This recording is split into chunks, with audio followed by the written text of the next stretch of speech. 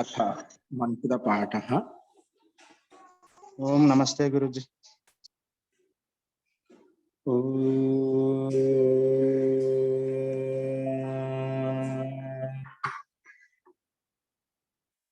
सहनाववतु सहनौ भुनक्तु सह वीर्यं करवावहै तेजस्विनावधीतमस्तु मा विद्विषावहै। ओम शांति शांति शांति।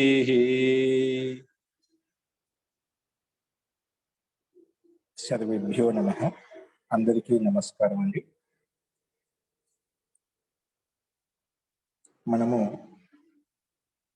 న్యాయదర్శనంలో ప్రథమ అధ్యాయం యొక్క ప్రథమ ఆహ్నికం నిన్న మనం పూర్తిగా చెప్పుకున్నాము.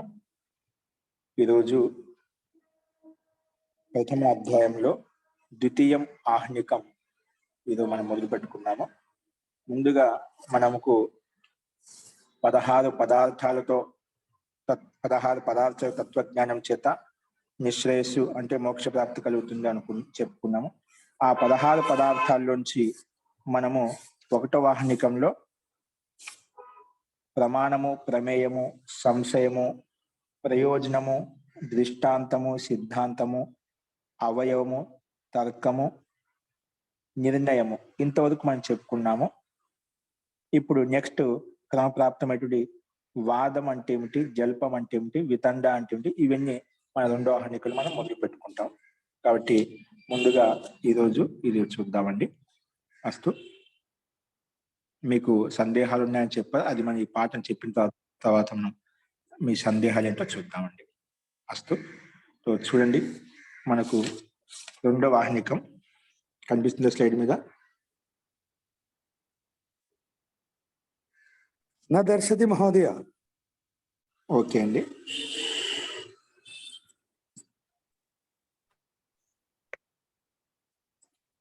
రెండవ ఆహ్నికంలో దీంట్లో వాదము, జల్పం, వితండ గురించి చెప్పబడింది. ఇంకా ఉన్నాయి, అదేంటో మనం చూద్దాం. ముఖ్యంగా దీన్ని బేస్ చేసుకొని చెప్పబడింది, అవేంటో చూద్దాం.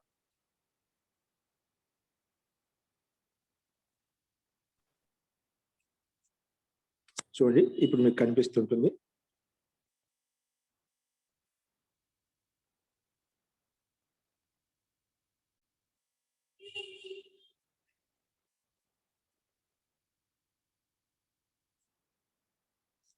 కనిపిస్తుందని ఇప్పుడు కనిపిస్తుంది మహోదయ. అస్తు. ప్రథమాధ్యాయస్య ద్వితీయం ఆహ్నికం. ద్వితీయం ఆహ్నికం. మనం ముందు ఆహ్నికం చెప్పాం కదా. అంటే అహ్నిభవ ఆహ్నికం అంటే ఒకరోజు ఈ అధ్యాయం చెప్పేవాళ్ళని. ప్రథమాహ్నికం అంటే ప్రథమాహ్నికన్నా ఒకరోజు చెప్పేసి మనం చెప్పుకున్న ఎన్ని సూత్రాలు చెప్పుకున్నా 41 సూత్రాలు. అప్పట్లో బుద్ధి పరాక్రమం, బుద్ధి శక్తి సామర్థ్యం ఎక్కువగా ఉండేది కాబట్టి గురువులు ఎలా చెప్పేవాళ్ళు ఉండేవాళ్ళు, శిష్యులు ఎలా అర్థం చేసుకునే వాళ్ళు ఉండేవాళ్ళు. కాబట్టి దీన్ని ఆ రకంగా చెప్పేవాళ్ళు అనమాట. ఒక రోజు ఒక ఆహ్నికం అయిపోయేది, అందుకే అప్పట్లో దాన్ని ఆహ్నికం అని చెప్పారనమాట. అస్తు. సో ప్రథమాధ్యాయస్య ద్వితీయం ఆహ్నికం మనం చెప్పుకున్నాం. ఇందులో కథా లక్షణ ప్రకరణం అంటే మనం ఏదైనా కథ అంటే వాద కథ అంటే తత్వజ్ఞానం తెలుసుకోవడం కోసం చేసే కథ ఏదో వాద వివాదం ఉందో కథా శబ్దం కింద ఇక్కడ చెప్పబడినమాట. ఓకే, అవి కథా లక్షణ ప్రకరణంలో ఏంటివి, కథ ఏ రకంగా ఉపయోగించబడుతుంది, ఏ రకంగా చెప్పబడుతుంది అంటే మనకు 16 పదార్థాల్లో క్రమప్రాప్తమైనటువంటి నిర్ణయం తర్వాత వాదం ఉంది, జల్పం ఉంది, వితండ ముందు అవి చూస్తున్నాం ఇక్కడ. అది ఇక్కడ చెప్పాడు. తిస్రః కథాః భవంతి. కథా లక్షణ ప్రకారం చెప్పిన ఆ కథ ఏంటి, వాద కథ ఏంటి, ఈ కథలో ఏవేవి ఉంటాయి అంటే తిస్రః కథా భవంతి. తిస్రః కథాః భవంతి అంటే 3 కథలు ఉంటాయి. ఏంటివి? వాద కథ, జల్ప, వితండ. ఇవి 3 కథల మాదిరి చెప్పా. అంటే వాద వివాదం అంటే ఒక తత్వాన్ని తెలుసుకోవడం కోసము అక్కడ ఈ వాద వివాదం ద్వారా పక్ష ప్రతిపక్షం ద్వారా మనం తెలుసుకుంటామట. అదే ఇక్కడ కథా శబ్దం చెప్పబడింది. ఏంటివంటే కథ తిస్రః కథా భవంతి. 3 రకాల కథలు ఉంటాయి అంటే వాద కథ, జల్ప కథ, వితండ కథ. ఈ రకంగా అంటే వాదో జల్పో వితండాచ ఇతి అని చెప్పి మన క్రమంగా 3 ఇచ్చామండి. ఇక్కడ దీనికి విభాగం లేదండి. మనం ప్రమాణం అంటే ఏమిటి? ప్రమాణం 4 రకాలు: ప్రత్యక్షము, అనుమానము, ఉపమానము, శబ్ద ప్రమాణం చెప్పుకున్నాం. విభాగం చేసాం. విభాగం చేసిన తర్వాత అందులో ప్రత్యక్షం అంటే ఏమిటి, అనుమానం అంటే మళ్ళీ లక్షణం చెప్పుకున్నాం. అలాగే ప్రమేయం అని చెప్పుకున్నాం. ప్రమేయం 12 రకాలు. ఆ 12 రకాల ఆత్మ అంటే ఏమిటి, శరీరం అంటే ఏమిటి, ఇంద్రియాలు అంటే అక్కడ మళ్ళీ లక్షణం చెప్పుకున్నాం. అలాగే ఇక్కడ మనకు విభాగం లేదు, డైరెక్ట్ గా ఉన్నాయి. వాదం వేరుగా ఉంది, పదార్థము, జల్పము, వీటన్నిటిని వేరువేరుగా ఉన్నాయి. ఇక్కడ విభాగం డైరెక్ట్ గా దీనికి అర్థం చెప్పేసుకుంటున్నాం ఇక్కడ. అస్తు తిస్ర కథః భవంతి వాదో జల్పో వితండాచ ఇది తాసం. అందులో ముందుగా వాదం అంటే ఏమిటి మనం చెప్పుకుంటున్నాం. 3 కదా ఇక్కడ ముందు ఈ 3 తీసుకునేది. 3 రకాల కథలు ఉంటాయి. అంటే వాద కథ, జల్ప కథ, వితండ కథ. అంటే ఒక తత్వాన్ని తెలుసుకోవడంలో ఈ 3 రకాల వాద, జల్ప, వితండాన్ని ఉపయోగిస్తా ఉంటాం. వాదము, జల్పము, వితండం ఉపయోగిస్తాం. అదేంటో మనం చూద్దాం ఇప్పుడు. అందులో తాసాం, ఇందులో నుంచి వాదము, జల్పం, వితండ నుంచి తాసాం ముందుగే ఉంది వాద.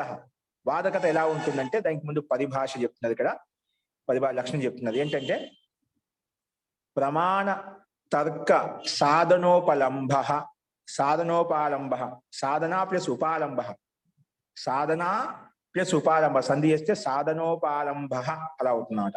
అస్తు ప్రమాణ తర్క సాధనోపాలంబ సిద్ధాంత అవిరుద్ధ పంచావయవోపపన్న. పంచావయవోపపన్న, పంచ అవయవాలతో ఉత్పన్నమైంది. దాన్ని పంచావయవోపపన్న పక్ష ప్రతిపక్ష పరిగ్రహో వాద. ముఖ్యంగా ఏంటి దీని వాదం యొక్క పరిభాష లక్షణం ఏంటి? పక్ష ప్రతిపక్ష పరిగ్రహో వాద. ఒక మాట చెప్పంటే వాదం అంటే ఏంటి? పక్ష ప్రతిపక్ష పరిగ్రహో వాద. పక్షం అంటే ఒక పక్షం నీది, ఒక పక్షం నాది. అంటే నీ పక్షం నువ్వు స్థాపిస్తావు, నా పక్షం నేను స్థాపిస్తున్నాను, ఏదో ఒక తత్వాన్ని నిర్ణయించుకోవడం కోసం. అట్లా పక్ష ప్రతిపక్షం ఎక్కడైతే ఉంటాయో, ఇప్పుడు మనం చేస్తున్నాం రాజకీయ నాయకుడు, ఇప్పుడు ఎవరైతే అధికార పార్టీలో పక్షం అంటామంట, అదైతే ఏదో అధికారంలో ఏదో పార్టీలో ప్రతిపక్షం అంటామంట. అంటే లోక్సభ, రాజ్యసభలోని పక్ష ప్రతిపక్షాలతో వాదవివాదం చేస్తూ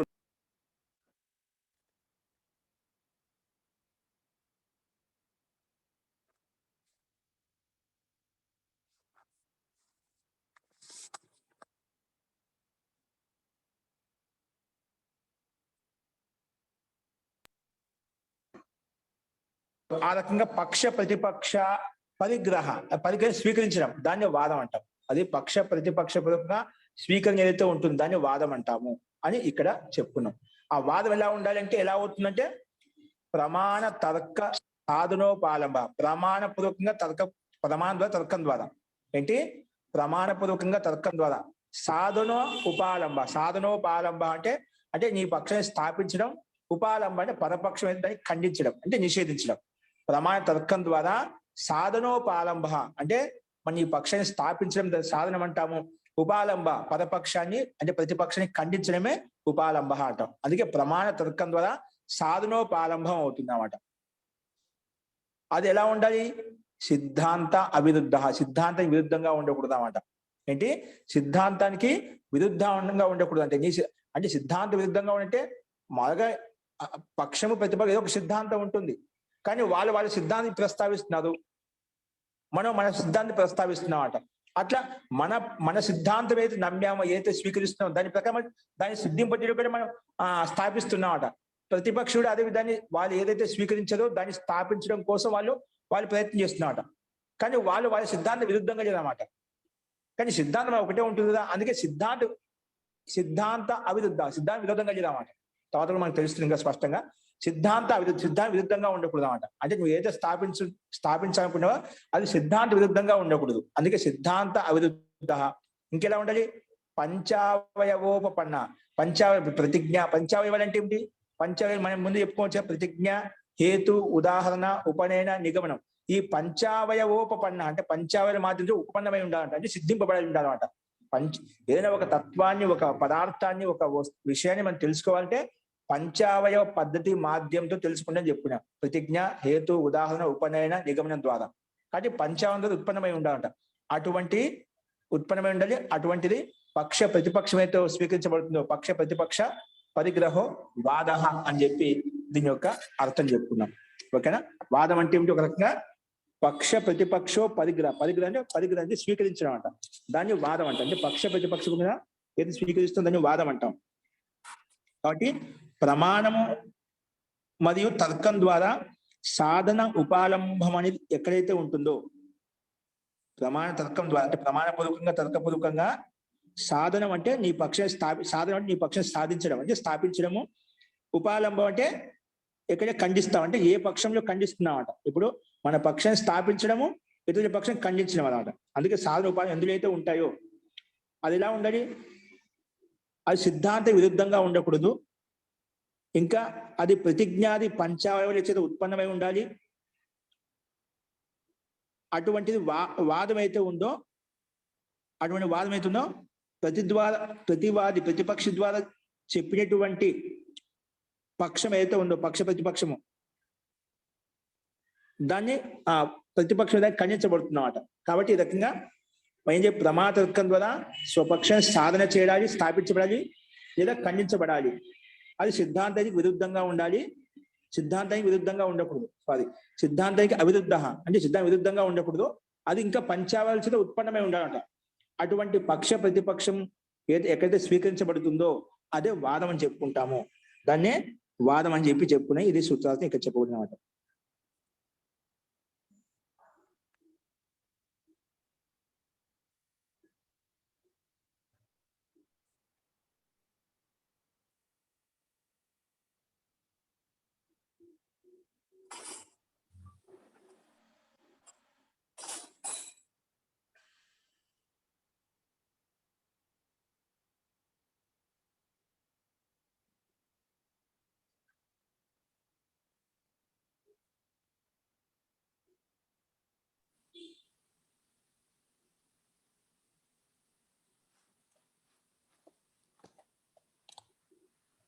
వినిపించటం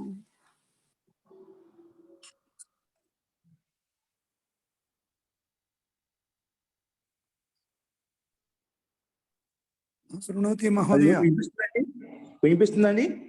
ఇప్పుడు దాకా వినిపించలేదండి, ఇప్పుడే అస్తు అండి. సో ఇప్పుడు అర్థమైంది కదండి మీకు, సూత్రార్థం అర్థమైందా? ముందుగా పక్ష ప్రతిపక్షో పరిగ్రహో వాద అని చెప్పి, అంటే ఎక్కడ మనం వాదం చేస్తున్నా ఖచ్చితంగా వాదం ఎక్కడ ఉంటుంది, ఎక్కడ సందిగ్ధం ఉంటుందో అక్కడే మనం వాదం జరుగుతుందన్నమాట. ఎక్కడైతే సందిగ్ధ స్థలం ఉంటుందో అంటే ఒకే పదాలు రెండు విపరీత ధర్మాలు ఉంటాయో దాన్ని మనం పక్షం ప్రతిపక్షం ద్వారా తెలుసుకుంటాం, వాదం తెలుసుకుంటాం. ఆ వాదం ఎలా ఉండాలంటే ప్రమాణ తర్కపూర్వకంగా మనం దాన్ని పక్షం స్థాపిస్తాము, పదపక్షని ఉపాలంబనం చేస్తామని ఖండిస్తాం. అది ఎలా ఉండాలి, అది సిద్ధాంతానికి విరుద్ధంగా ఉండకూడదు, అది పంచావయవాలతో ఉత్పన్నమై ఉండాలి. అటువంటి పంచావయవాలతో ఉత్పన్నమైనటువంటి పక్ష ప్రతిపక్షం ఏదైతే ఉందో దాన్ని వాదం అంటాము అని చెప్పి ఇక్కడ మనం దీని యొక్క అర్థం విషయాన్ని చూడండి. భాష్యకారులు ఏం చెప్తున్నారంటే వాదం అంటే ఇక్కడ చెప్పారు. ఏం చెప్పారంటే చూడండి, ఏకాధికరణస్థౌ విరుద్ధౌ ధర్మౌ పక్ష ప్రతిపక్షౌ ప్రత్యనీక భావాత్. చూడు, ఏకాధికరణస్థౌ విరుద్ధౌ ధర్మౌ. ఏక అధికరణ ఒకే అధికరణం ఉండాలంట. ఏంటి? ఏకాధికరణస్థౌ విరుద్ధ ఒకే అధికరణం అంటే ఒకే పదార్థంలో విరుద్ధౌ ధర్మం రెండు విరుద్ధ ధర్మాలు ఉన్నాయి. ఒకే పదార్థంలో రెండు విరుద్ధ ధర్మాలు ఉన్నాయి. అధికరణ రెండింటికి ఆధారం అంటే ఆ ధర్మాలకు ఆధారం ఒకే పదార్థం, ఒకే వస్తువు ఏదైనా కావచ్చు. ఏకాధికరణస్థౌ అంటే ఒకే అధికరణలో స్థితమైనటువంటి రెండు విరుద్ధ ధర్మాలు అంటే పక్ష ప్రతిపక్షౌ. పక్ష ప్రతిపక్షం దాన్ని ఏం చేసిన ప్రత్యనీక భావాలు అంటే విపరీతంగా ఉన్నాయి. ఎట్లా ఉన్నాయి? ప్రత్యనీక భావాలు విపరీతంగా ఉన్నాయన్నమాట. అంటే ఒకే అధికరణలో స్థితమైన పదార్థం ఏదైతే ఆ పదార్థంలో రెండు విరుద్ధ ధర్మాలు ఉన్నాయి, ప్రత్యనీక భావంగా ఉన్నాయి అంటే విపరీతంగా ఉన్నాయి. దాన్ని ప్రత్యనీక భావాలు అని చెప్పామట. ఏ రకంగానే దానికి ఉదాహరణ చూపించింది. అస్థి ఆత్మ నాస్తి ఆత్మ ఇది. ఏంటంటే ఆత్మ ఉంది అని ఒకరు అంటున్నారు పక్షంలో, రెండో పక్షంలో ఏమంటే ప్రతిపక్షంలో నాస్తి ఆత్మ అని చెప్తున్నారు.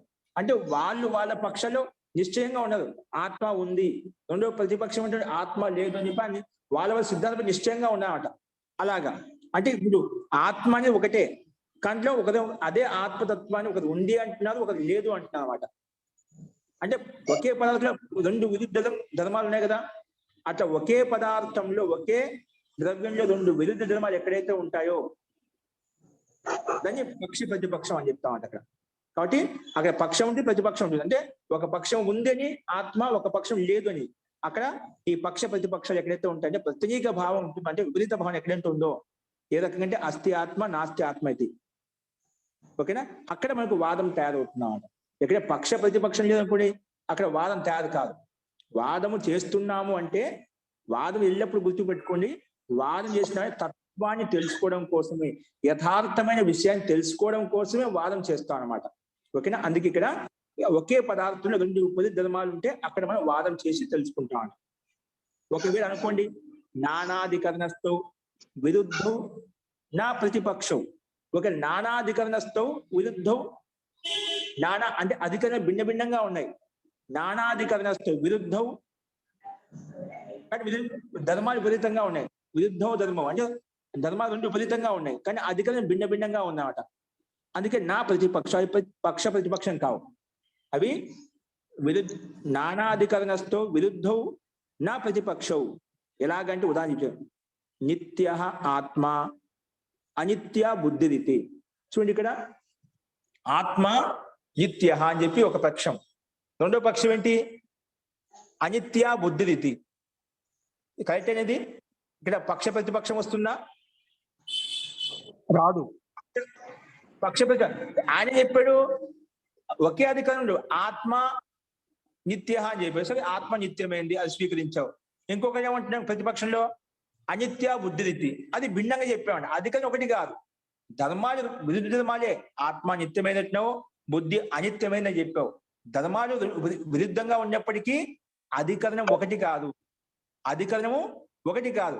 ఎక్కడైతే ఒకే అధికరణంలో ఒకే పదార్థంలో 2 విరుద్ధ ధర్మాలు ఉంటే అక్కడ మనకు వాదం చేస్తామంట. ఇక్కడ నువ్వు ఒక మాట చెప్తావు, నేను ఒక మాట చెప్తాను, దాంట్లో వాదం ఎందుకు వస్తుంది? వాదం అందుకే ఇది పక్ష ప్రతిపక్షం కాదు. పక్ష ప్రతిపక్షం ఎక్కడ ఉంటుంది? ఒకే పదార్థంలో 2 విపరీత ధర్మాలు వచ్చాం, అప్పుడు మనం వాదం చేస్తామంట. అప్పుడు ఎన్నో చర్చ నడుస్తుంది, విచారణ నడుస్తున్నామంట. 2 విపరీతంగా ఉన్నాయనుకోండి, కరెక్ట్, దాంట్లో ఉంది నువ్వు ఆత్మ నిత్యమైనట్టున్నా, బుద్ధి అనిత్యమైనట్టున్నాను, 2 విపరీత ధర్మాలు, 2 ఒకే ద్రవ్యం కాదు, దాంట్లో పక్ష ప్రతిపక్షం కాదు. ఇప్పుడు చాలా తెలియకపోతే వస్తుంది, దీంట్లో గంటల కొద్ది మనం చేస్తూ ఉంటామంట. అంటే ముందు పక్ష ప్రతిపక్షం ఉండాలే చూసుకోవాలి. అంటే వాదాన్ని చేయాలంటే ముఖ్య బిందు ఫోకస్ చేయాలంట. ఆ ముఖ్య బిందు పాయింట్ చేసినప్పుడు దాని మీద చర్చిస్తామంట. ఇప్పుడు మనకి అలా ముందు విషయ బిందు తెలియకుండా మనం ఏం వాదన చేయగలుగుతామండి? నీ ప్రతిజ్ఞనే తెలియదు. ఎదుటి వాళ్ళ ఒక 2 వ్యక్తులు ఉంటారు, 2 వ్యక్తులు అతని యొక్క ప్రతిజ్ఞ ఏంటి, నా ప్రతిజ్ఞ ఏంటి అంటే అతనికి నా ప్రతిజ్ఞవు తెలియాలి, అతనికి నా ప్రతిజ్ఞవు తెలియాలి, నాకు వాళ్ళ ప్రతిజ్ఞవు తెలియాలంట. నువ్వు ఏమి స్వీకరిస్తున్నావు అది నాకు తెలియాలి, నేను ఏమి స్వీకరిస్తున్నా అని చెప్పి అతనికి తెలియాలన్నమాట. నువ్వు ఏమి నమ్ముతున్నావు, ఏది సిద్ధాంతం ఇది, ఆ సిద్ధాంతం ఒకరికి తెలియాలన్నమాట. అప్పుడు వాదన నడుస్తుంది. ఇలా అంటే దీనికి హేతు కారణ ఉపాదానం అని చెప్పి మనం పంచావయవ ప్రకారంగా దాన్ని నిరూపిస్తామట. సిద్ధాంతం విరుద్ధంగా అది పంచావళితో ఉత్పన్న విధంగా నిరూపిస్తామట. ఏ రకంగా? ప్రమాణ తర్కపూర్వకంగా సాధన ఉపాలంబన చేస్తా, అంటే నీ పక్షం స్థాపించడమా పదపక్షని ఖండించడం చేస్తామట. కాబట్టి ఆ రకంగా పక్ష ప్రతిపక్షం ఎక్కడైతే ఉంటాయో అక్కడ వాదం వస్తుంది. కానీ చూసుకోవాలి ముందు మనం ఒక విషయాన్ని విచారిస్తున్నట్టు నిజంగా అక్కడ పక్ష ప్రతిపక్షం ఉందా లేదా, ఆ ముందు అది లేకుండా మనం మాట్లాడేస్తున్నాం. చాలా మంది తెలియకుండా మాట్లాడేస్తున్నా, గొడవ పడేస్తుంటామట. ముందు పోయి ఎందుకు వాద వివాదం చేస్తున్నావు, అక్కడ ముఖ్య పాయింట్ ఏంటి, ముఖ్య బిందువు ఏంటి, అది మనకు తెలియాలన్నమాట. కాబట్టి ఇక్కడ 2 విపరీత ధర్మాలు యథా ఉదాహరణ నిత్య ఆత్మ అని ఒకరు చెప్పారు పక్షంలో, అనిత్య బుద్ధి అనిత్యమైంది, దాని మనకి విరుద్ధం లేదన్నమాట. అంటే అధికరణం 2టికి భిన్న భిన్నంగా ఉంది కాబట్టి అందుకే సమస్య లేదన్నమాట. మళ్ళీ తర్వాత చెప్పంటే పరిగ్రహో అభ్యుపగమ వ్యవస్థ. పరిగ్రహో అభ్యుపగమ వ్యవస్థ అంటే పరిగ్రహం అంటే సూత్రం వచ్చిందా? పక్ష ప్రతిపక్ష పరిగ్రహ అంటే స్వీకరించడంట. అంటే అభ్యుపగమ వ్యవస్థ. సరే నువ్వు అలా అంటున్నాడు కానివ్వు, నువ్వు ఇలా అంటున్నావు సరే అలా కానివ్వు, చూద్దాం. అభ్యుపగం స్వీకరించిందని వాదన చేస్తాడు. నీ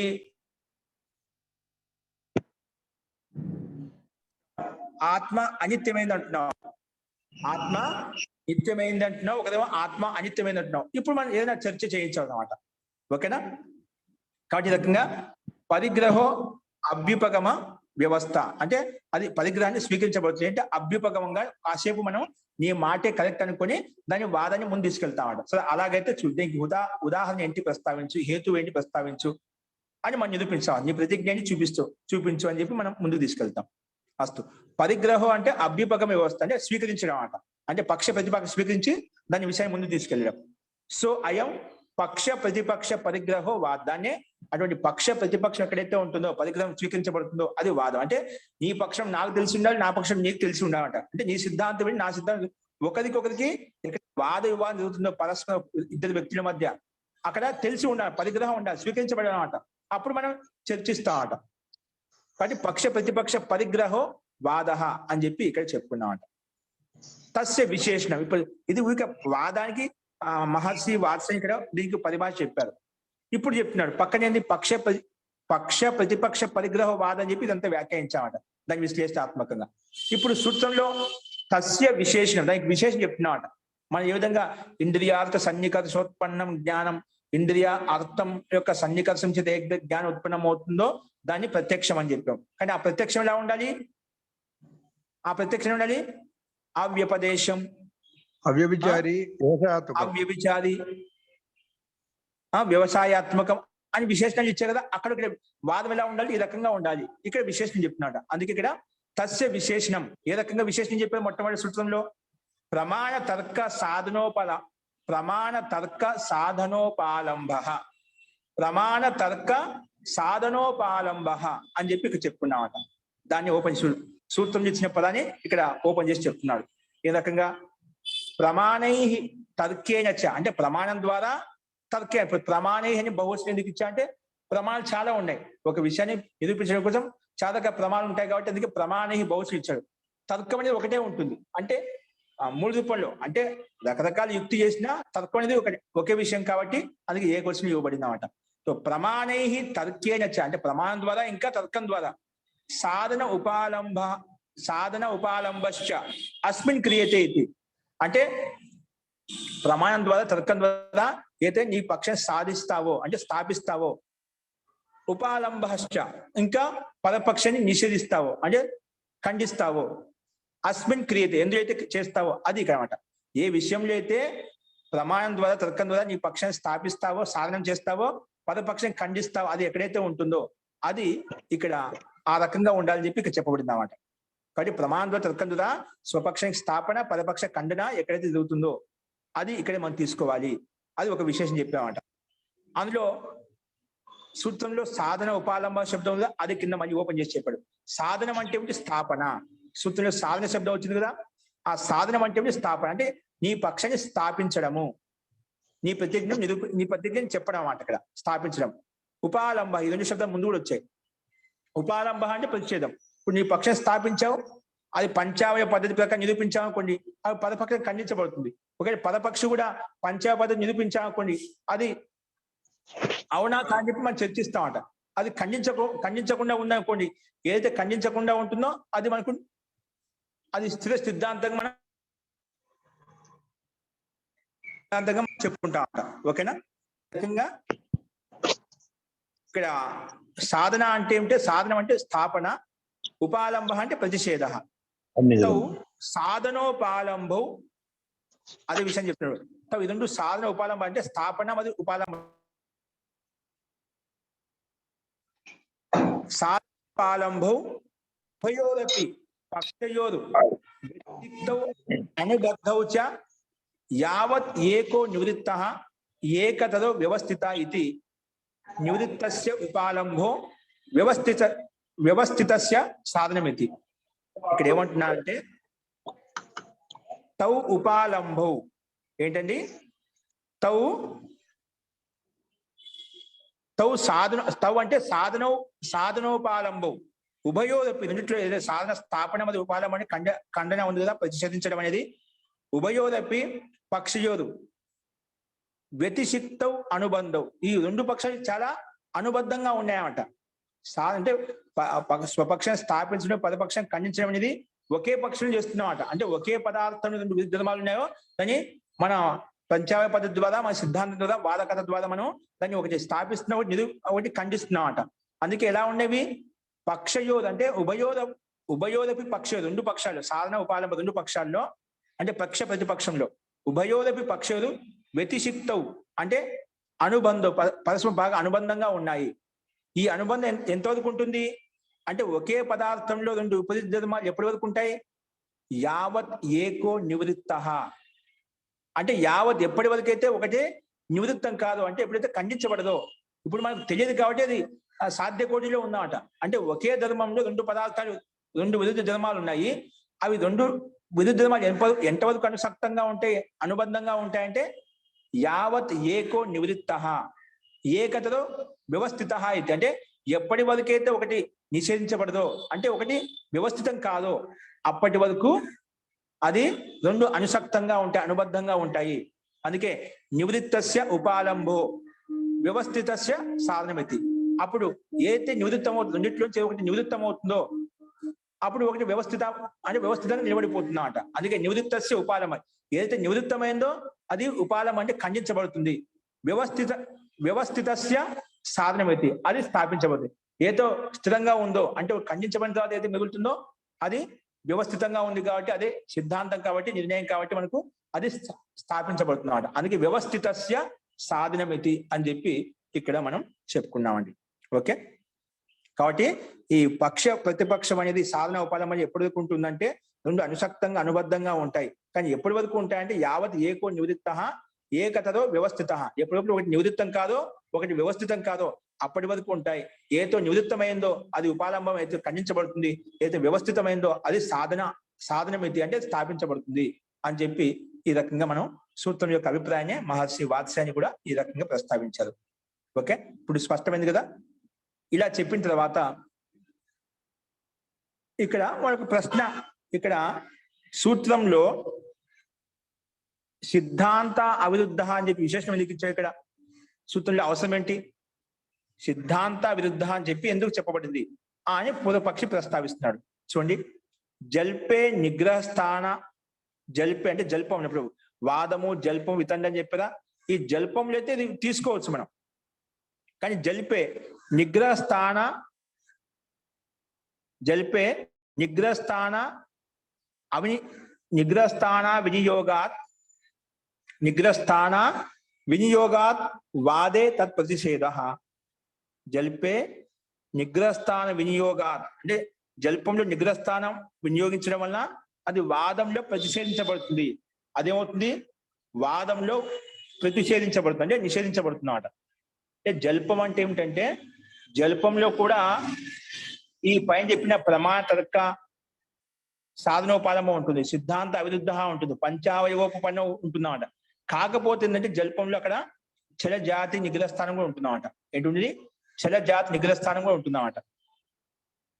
అది తర్వాత మనకు వస్తుంది. కాబట్టి జల్పం అంటే ఏమిటి అంటే ఒక క్రమపూర్వకంగా కాకుండా విపరీతంగా దాని ఏతు ఉదాహరణ అంటే కొంచెం తప్పుదారి పట్టించి దాన్ని స్థాపించడం కోసం ప్రయత్నం చేయడం అన్నమాట. అది నిగ్రహస్థానం వచ్చేసి, నిగ్రహస్థానం ఏంటంటే మనం ఒక ఆటలు ఆడుతుంటామండి. ఆటలు ఆడినప్పుడు అయినా అథ్లెటిక్స్ లో మనం గేమ్స్ రన్నింగ్ లో వెళ్ళిపోతుంటాము, అంటే పరిగెత్తడానికి. అట్లా గేమ్స్ లో చాలా మంది ఇప్పుడు డ్రగ్స్ వాడుతూ ఉంటారు, చూస్తూ ఉంటాం మనం. ఆ డ్రగ్స్ వాడినప్పుడు పట్టుకోలేమనుకోండి, అది కొనసాగుతూ ఉంటుందన్నమాట లోపల. కానీ ఎప్పుడు పట్టుకుంటాడు ఏమవుతుంది? అతని ఆ ఆట నుంచి పక్కకు తీసేస్తారు. అది నిగ్రహస్థానం అన్నమాట. అంటే ఇంకా అప్పుడు ఈ ఆటలో ఆడలేమట. ఈ జిల్లా స్థాయి పోటీల్లో ఏదైతే పోటీలు నడుస్తున్నాయో ఇప్పుడు ఈ పోటీల్లో పాల్గొనలేవు. నిగ్రహస్థానం అంటే నువ్వు ఏం మాట్లాడలేవు, ఇక్కడ నువ్వు దీంట్లో పార్టిసిపేట్ చేయలేవు, నువ్వు నిగ్రహస్థానంలోకి వెళ్ళిపోయావు. అలాగే ఒక వాదము చేసేటప్పుడు ఒక వ్యక్తి తప్పుదా ప్రకారంగా ఏదో మోసం చేసి చలం చేసి అదని తారుమారు చేసి, అంటే అభిప్రాయాన్ని లక్ష్యం తారుమారు చేసి ముందుకు వెళ్ళానుకోండి, అది పట్టుబడ్డానుకోండి, వెంటనే నిగ్రహస్థానంలోకి వెళ్ళిపోతాడు అనమాట. అంటే పక్కకి వెళ్ళిపోతాడు, నువ్వేం మాట్లాడలేదు, ఈ వాదంలో కూర్చోడానికి లేదు, ఈ చర్చలో కూర్చోడానికి ఇక్కడ అర్హుడి కాదన్నమాట. నువ్వు దాటిపోయి అది నిగ్రహస్థానం అన్నమాట. ఓకేనా? అది నిగ్రహస్థానం అన్నమాట. అట్లా ఒకసారి కూడా చేస్తూ ఉంటామట. అది తర్వాత మీకు స్పష్టంగా వస్తుంది, జస్ట్ చెప్పాను. కానీ జల్పే నిగ్రహస్థాన వినియోగ, జల్పంలో కూడా ఒకసారి నిగ్రహస్థానం ఉపయోగిస్తామంట. అంటే జల్పం చేస్తాను, తత్వాన్ని నిరూపించడం కోసం వస్తుంది మనం ఒకసారి జల్పం ఉపయోగిస్తాం. కానీ అది పట్టుబడ్డానుకోండి, నువ్వు చేసే ఆ విషయం అనేది వెంటనే అది నిగ్రహస్థానం అయిపోతుంది. అందుకే నిగ్రహస్థాన వినియోగ వాదే తత్ ప్రతిషేధ. ఆ నిగ్రహస్థానం అనేది ఇది వాదంలో ఉండదన్నమాట. వాదంలో తత్ ప్రతిషేధ నిషేధించబడింది. కాబట్టి ప్రతిషేధే కస్యచిత్ ప్రతిషేధే అంటే ప్రతిషేధించినప్పుడు ఏమైపోయింది? ప్రతిషేధే కస్యచిత్ అభ్యనుజ్ఞానార్థం సిద్ధాంత అవిరుద్ధ ఇది వచనం. సూత్రంలో మీకు అభిప్రాయం ఏంటంటే సూత్రంలో సిద్ధాంత అవిరుద్ధ ఎందుకు పడిందంటే ఎందుకు ప్రతిషేధించామంటే ఇక్కడ సిద్ధాంతం విరుద్ధంగా ఉండకూడదు అని చెప్పి ఎందుకు చెప్పామంటే ప్రతిషేధే కస్యచిత్ అభ్యనుజ్ఞానార్థం అంటే ఇక్కడ వాదంలో ఉపయోగించం ఇది. మనం వాదం అని చెప్పాను ముందుగానే, వాదము తత్వజ్ఞానం కోసమే చేయబడుతుందండి. అంటే పూర్వపక్షికి కానీ పరపక్షికి కానీ అక్కడ ఏదో వాళ్ళకు తత్వజ్ఞానం కోసమే యథార్థ నీతి నిజాయితీగా వాళ్ళు మాట్లాడుకుంటారు అన్నమాట, చర్చించుకుంటారు. అక్కడ ఎవరిని ఒకరిని ఓడించాలి, ఒకరు గెలుపు పొందాలని చెప్పి అక్కడ ఏ మాత్రం అభిప్రాయం ఉండదు అన్నమాట. వాదంలో వాదకథలో పక్షికి ప్రతిపక్షి ఏదైతే ఉన్నారో వారికి లేశ మాత్రం గెలుపు ఓటములు ఉండవన్నమాట. కేవలము తత్వాన్ని నిర్ణయించుకోవడం కోసమే, తత్వాన్ని నిశ్చయం కోసమే అక్కడ వాదం చేస్తామన్నమాట. అది ఇక్కడ నిగ్రహస్థానం అనేది నిషేధించబడింది అన్నమాట. అందుకే ప్రతిషేధే కస్యచిత్ అభ్యనుజ, ఇక్కడ ఆయన కూడా మనం సిద్ధాంత అవిరుద్ధ అని చెప్పారు కదా. ఇప్పుడు వాదం అంటే తత్వజ్ఞానం కోసం మనం చర్చిస్తాము, తత్వజ్ఞానం కోసం చర్చించాం, అక్కడ సిద్ధాంత విరుద్ధంగా చెప్పాం. ఆయన కూడా సిద్ధాంత అవిరుద్ధ అని చెప్పి ఎందుకు చెప్పాము సూత్రంలో? అవసరం లేదు కదా. అంటే ఎందుకు చెప్పామంటే ప్రతిషేధించినప్పటికీ కూడా వాదంలో సిద్ధాంత విరుద్ధంగా మాట్లాడకపోయినప్పుడు మళ్ళీ ఎందుకు చెప్పామంటే ప్రతిషేధే కస్యచిత్ అభ్యను జ్ఞానార్థం. ఆయనకు చెప్పబడింది అంటే ఏదో మహర్షి ఏదో కొంచెం కొత్త విషయం చెప్పబోతున్నాం అంటే ఏదో ఒకటి దాన్ని తెలియచేయడం కోసం చెప్పాడు. అంటే ఇటువంటి ప్రయోగాలు ఒక్కోసారి తెలియకుండా జరిగిపోతుంటాయి. అంటే మనకు నిజంగా తత్వజ్ఞానం కోసం చర్చించినప్పుడు మనకు జ్ఞానపూర్వకం కాదు, అంటే తెలిసి కాదు, తెలియకుండా ఒక్కోసారి మనకు పూర్వపర సిద్ధాంతం తెలియకుండా మనం ఒక్కోసారి అలాంటి జల్పాన్ని ప్రయోగిస్తుంటాం, వితండం చేస్తుంటాం, లేదా నిగ్రహస్థానపూర్వకంగా కూడా మనం ప్రయోగిస్తుంటాం అంట. అంటే తెలియకుండా వచ్చేస్తాం, తెలిసి కాదు, అజ్ఞానపూర్వకంగా మనకు పూర్వపరసంగము పరప్రసంగం తెలియకుండా ఒక్కోసారి తెలియకుండా వచ్చేస్తుంటామట. కాబట్టి అటువంటి స్థితి రాకుండా ఉండటం కోసమే సిద్ధాంత అవిరుద్ధ అని చెప్పాడనమాట. ఓకేనా. ఇక్కడ వాదంలో మనము సిద్ధాంత విరుద్ధంగా మాట్లాడము, తత్వం కోసమే మాట్లాడతాం. ఆయన కూడా ఇక్కడ మళ్ళీ చెప్పాడంటే దాంట్లో ఏదో ఒకటి విశిష్టమైన అభ్యుజ్య తెలుసుకోవడం కోసమే సిద్ధాంత అవిరుద్ధ అయితే వచనం అని గౌతమ మహర్షి అక్కడ చూపించామట. అంటే ఏం చెప్పింది దానికి సమాధానము? ఎందుకంటే ఒక్కొక్కసారి తెలియకుండా అజ్ఞానవతాపూర్వకం కూడా వాదంలో తత్వజ్ఞానం కోసం చేసేట్లు వాదంలో కూడా తెలియకుండా జరిగిపోతుంటామట. కాబట్టి అటువంటిది కూడా జరగకూడదు అనే ఉద్దేశంతో ఇక్కడ సిద్ధాంత అవిరుద్ధ, సిద్ధాంత విరుద్ధంగా ఉండకూడదు మన వాదము అని ముందే ఇక్కడ విశేషంగా అంటే మన బలంగా స్థాపించడం కోసం చెప్పబడింది అన్నమాట. అదే చూడండి, అదే విషయాన్ని చెప్పి ఇక్కడ సిద్ధాంతం అభ్యుపేత్య తత్ విరోధి విరుద్ధ. సిద్ధాంతం అభ్యుపేత అంటే సిద్ధాంతం పేరు చెప్పి దాన్ని స్వీకరించి ఇది సిద్ధాంతంగానే భావించి అది స్వీకరించి ఏమొస్తాం తద్ విరోధి విరుద్ధ అంటే దానికి వాదానికి విరుద్ధంగా చెప్పడం అన్నమాట. సిద్ధాంతం అభ్యుపేత్య సిద్ధాంతాన్ని స్వీకరించి అంటే కాసేపు అలా అనుకుందాం అని చెప్పి స్వీకరించి తద్ విరోధి అని సిద్ధాంత విరోధి ఏదైతే ఉందో దాన్ని విరుద్ధ అంటాం. ఓకే, ఇది నెక్స్ట్ మనం చెప్పుకుంటామట. ఏది ఇదే అధ్యాయంలోనే 6వ సూత్రం మనకు వస్తుంది, అప్పుడు ఇంకా మీకు తెలుస్తుంది. కానీ సిద్ధాంతానికి స్వీకరించి అయితే దానికి విరుద్ధంగా ఉందో, అది విరుద్ధ కథనం అయితే ఉందో అది ఇక్కడ ఒకసారి తెలియకుండా ఉపయోగిస్తుంటామట. విరుద్ధంగా మనం సిద్ధాంత విరుద్ధంగా చెప్తుంటామట. అందుకే సిద్ధాంత అవిరుద్ధ అని చెప్పి చెప్పబడింది. ఎందుకంటే హేత్వాభాసస్య నిగ్రహ స్థానస్య అభ్యుజ్య వాదే. ఇప్పుడు నిగ్రహ స్థానంలో అంతర్గతంలో హేత్వాభాసం కూడా వస్తుంది. హేత్వాభాసం అంటే ఏమిటి? మిథ్యాజ్ఞానం అట. అంటే హేతు కాకుండా ఆభాస మాత్రం. ఇప్పుడు పాముని అని చెప్పాను, ఈ పామా తాడ, ఆ పాముని తాడు అనుకుంటాం, తాడును పాము అనుకుంటాం, అది మిథ్యాజ్ఞానం, హేత్వాభాసం. అది నువ్వు చెప్పిన హేతు కావాలి, హేత్వాభాసం అయిపోతున్నావు అట. అట్లా హేత్వాభాసస్య అంటే ఏమిటి? నిగ్రహ స్థానస్య ఏంటి? నిగ్రహ స్థానం చెప్పాం కదా. నువ్వు ఏం తప్పని తెలిసినప్పుడు, నువ్వు తప్పు దావగాలు వస్తుందని చెప్పినప్పుడు పట్టుకున్నప్పుడు ఏమవుతుంది? నువ్వు పక్క తీసేస్తావట. ఇప్పుడు పరీక్షలో ఎగ్జామ్ రాస్తుండే కాపీలు కొడుతున్నా కొన్ని చిట్టీలు పెట్టాడనుకోండి, వెంటనే ప్రిన్సిపాల్ కానీ అక్కడ ఉండే లెక్చర్ చూశారనుకోండి, టీచర్ చూశారనుకోండి, అతని నిగ్రహ ఆ పేపర్ తీసుకొని పంపించేస్తామట. ఆ రకంగా తీసుకోవచ్చు, మనం ఆ రకంగా అర్థం చేసుకోవచ్చు. అస్తు హేత్వాభాసస్య అంటే నిగ్రహ స్థానస్య అభ్యనుజ్య వాదే. వాదంలో ఒక్కోసారి ఉపయోగించబడుతుంది, తెలియకుండా ఉపయోగించబడుతుంది.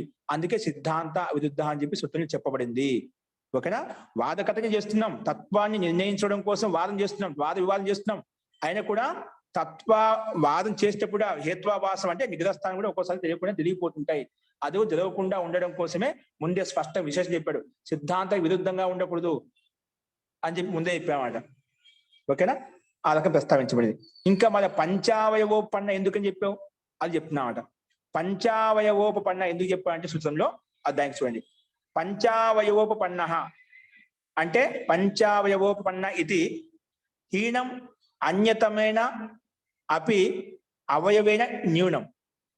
హీనం అంటే తక్కువ, అన్యతమైన అపి అవయవేన అంటే ఒక మనం పంచావయవాల్లో మనం ముందు ప్రతిజ్ఞ చేస్తాం, తర్వాత దాన్ని నిరూపించడం కోసం హేతు ప్రస్తావిస్తాం, దాన్ని చూపించడం కోసం కరెక్టా కాదని చెప్పి ఉదాహరణ పేస్ట్ చేస్తామట.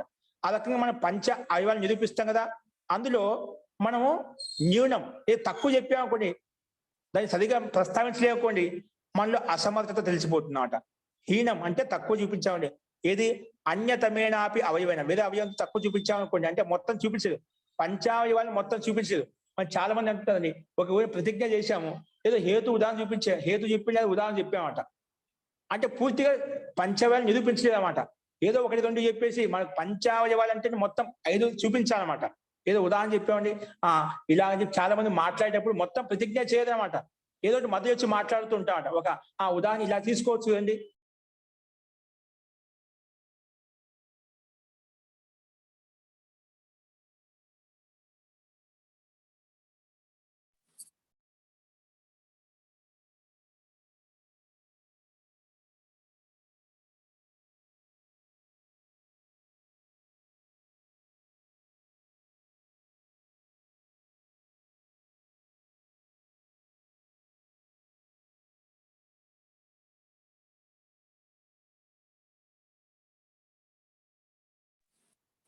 వినిపించట్లేదు.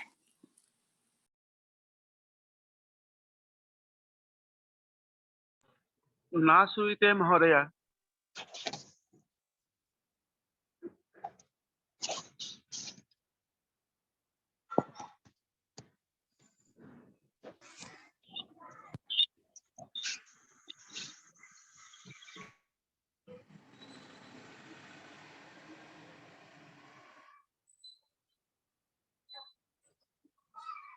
అస్తు.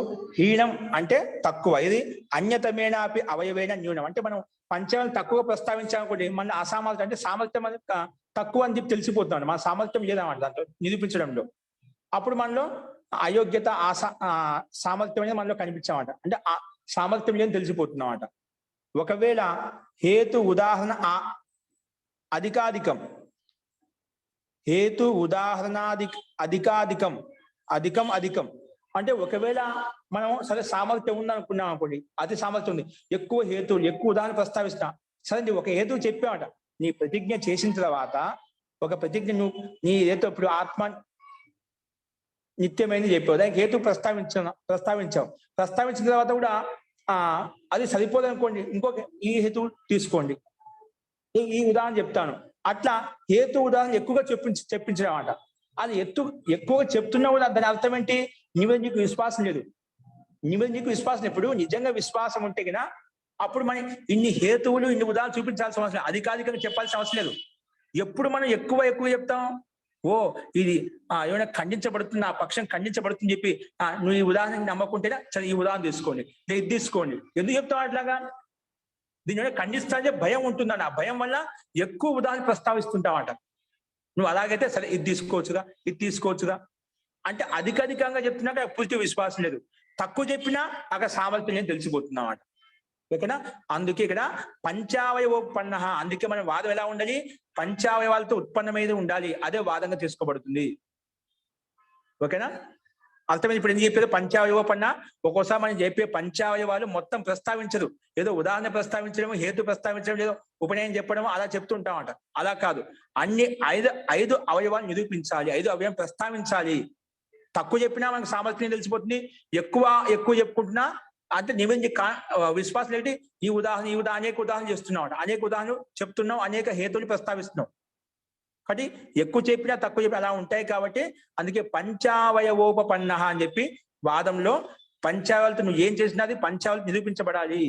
అటువంటి పక్ష ప్రతిపక్షంలో ఏదైతే స్వీకరించబడుతుందో అదే వాదంగా తీసుకోవాలి అని ఇక్కడ పంచావయవోపన్న అని చెప్పి సూత్రంలో చెప్పబడింది అన్నమాట. అస్తు ఇతిచ ఏతయో అభ్యనుజ్ఞానార్థం. ఇతిచ అంటే ఏతయో అంటే పైన చెప్పినటువంటి పంచాయు ఏవైతే ఉన్నాయో, ఇతిచ ఏతయో అభ్యనుజ్ఞానార్థం. అని వీటి తెలుసుకోవడం కోసం అండి, వీటి యథార్థం తెలుసుకోవడం కోసం. అభ్యనుజ్ఞానార్థం ఇది ఏంటి పక్కన చూపించదు మళ్ళీ. అవయవేసు ప్రమాణ తర్కాంతర భావే. అవయవేసు ప్రమాణ తర్క అంతర్భావే పృథక్ ప్రమాణ తర్క గ్రహణం సాధన ఉపాలంభ వ్యతిసంగ జ్ఞాపనార్థం. ఇక్కడ మరి సరే సిద్ధాంత అవిరుద్ధ పంచావయోపన్న ఎందుకు చెప్పబడాలి, విశేషం ఎందుకు చెప్పబడాలో చెప్పుకున్నామట. మళ్ళీ ప్రమాణ తర్క సాధన ఉపాలం ఎందుకు చెప్పావు? ప్రమాణం ద్వారా తర్కం ద్వారా నీ పక్షాన్ని స్థాపించడము, పదపక్షాన్ని ఉపాలంబనం ఖండించడం ఎందుకు చెప్పేది అవసరమా?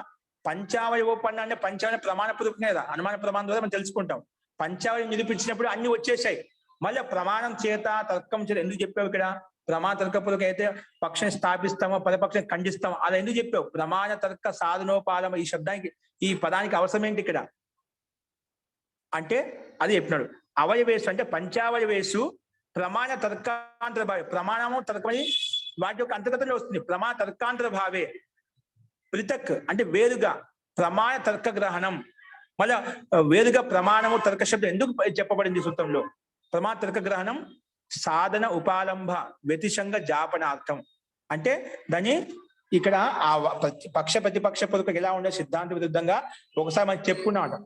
ఇవి ఒకసారి చెప్పినప్పుడు ప్రమాణం ఉంటుంది, ఉన్నప్పటికీ కూడా అంతర్భావంలో ఉన్నప్పటికీ కూడా ప్రమాణ తర్క గ్రహణం సాధన ఉపాలంబ వ్యతిసంగ జాపనార్థం. అంటే వాటి విపరీతమైన ధర్మాలను తొలగించడం కోసము, దానికి విరుద్ధంగా ఉండకూడదని చెప్పి ముందే చెప్పేవాడనమాట. కానీ సాధన అంటే నీ పక్షం స్థాపించడం కోసము, ఉపాలంబన వ్యతిసంగ జాపనార్థం అంటే పదపక్షం ఖండించడం కోసము. ఈ పైన ఏం చెప్పాము? అనుసంగత అని చెప్పాం కదా. ఏం చెప్పాము మనం?